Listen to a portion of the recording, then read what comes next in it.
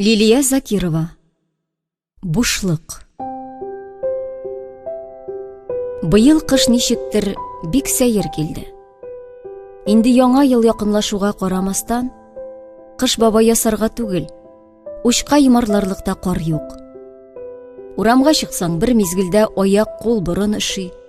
Чыр-чу килеп уйнап йөргән балалар да күренми. Агачлар суыктан зарланып, нәкъ кешеләр сыман ыңгыраша.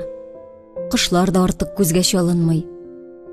Алмагачка асып куелган җимлеккә бер-ике песнәк очып килә дә, азрак тамак ялгагач, җылынырга теләгәндәй, пырхылдап очып китә.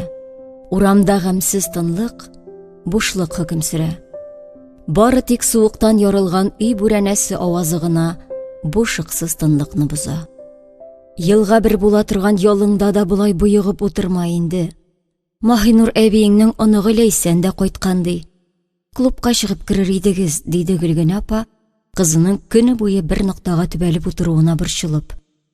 Нәрсә булды соң сиңа? Бер ни дә булмады, әни. Бераз гына тынычлыкта калдыр әле мине. Клубта безнең ишеләр юк инде хәзер. Мәктәп балалары янында нишләп йөрим ди мин. Картаеп барам бит инде. Жүләркәем минем. Син 22 яшьтә үзеңне картайганга санагач, мин кем булам инде алайса?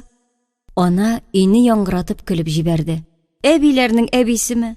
Әнием, Гүзәл дә елмайды. Син әле япь-яшь, кызларга алыштыргысыз чибәр. Эй кызым, үтте инде яшьлек еллары. Гөлгенә апа көрсенеп куйды. Кайнар чәй булса да эчеп алыйк булмаса. Былай озаграк утырсаң, авыруга сабышуың да бар. Ярар. Син ясый тор. Мин хәзер киләм. Син ясаган чәй бигрәк тәмле була. Ана чәй куярга чыгып китте. Гүзәл исә тәрәзәдән күзен алмыйча хәрәкәтсез утыра да утыра. Әнисе белән сөйләшкәндә иреннәре елмайса да, күңелендә бушлык иде аның. Һәм бу бушлыкны бер ни белән дә тутырып булмас кебек. Юк. Кар яуып торган матур көннәрне яратса да, табигать ана гаепле түгел кызның күңел ярасына.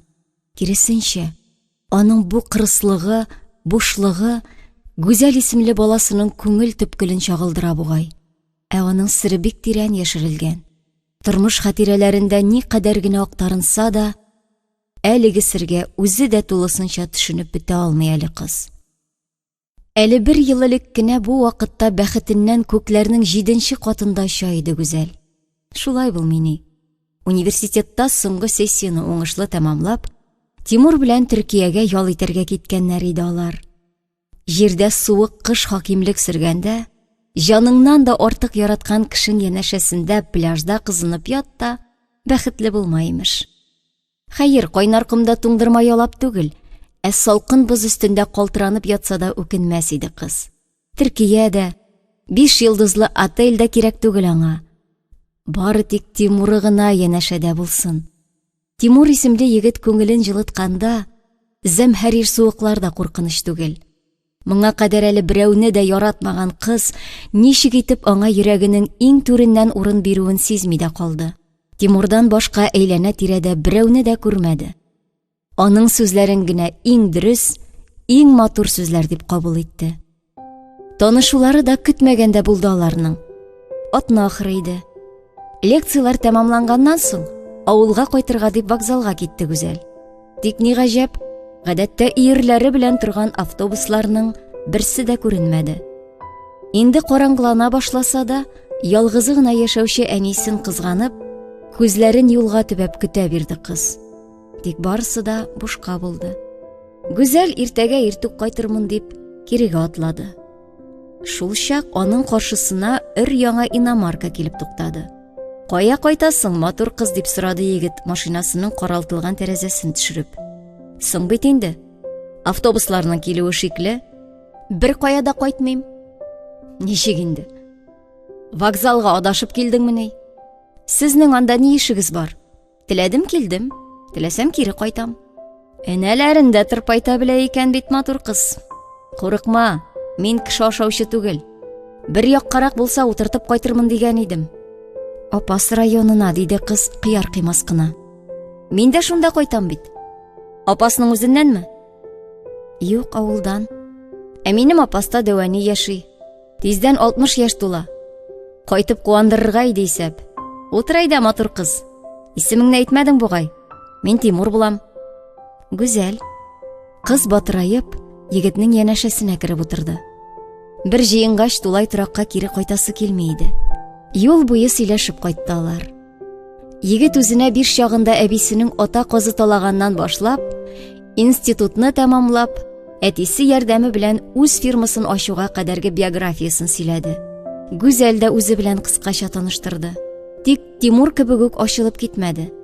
Мактанырга аныкы кебек бай әти әнисе дә, 4 бүлмәле фатиры да, машинасы да юк иде шул аның. Икенче көнне Тимур аны өенә килеп алды. Бергәләшеп Казанга киттеләр. Шул көннән башлап, ике йөрәк арасында җепләр сузылды. Баштагы очрашуларда егетнең кино, ресторанга чакыруларын байлыгы белән мактанырга теләве дип кабул итсә дә, соңрак Тимурның моны чын күңелдән эшләвенә төшенде кыз. Гүзәл өчен вакытын да, акчасын да кызганмый иде ул. Шалтыратса, хәтта мөһим очрашулары хакында да оныта иде. Төркиядә ял итү аларның араларын тагын да якынайтты.